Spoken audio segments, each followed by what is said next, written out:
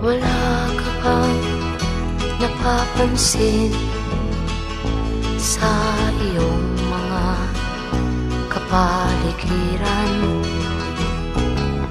Kay dumi na ng hangin, pati na ang mga ilog natin.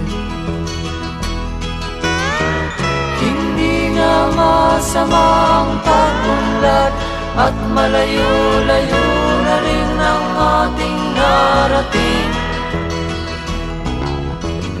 Ngunit masdan mo ang tubig sa dagat, dati kulay asul, ngayon'y naging itim.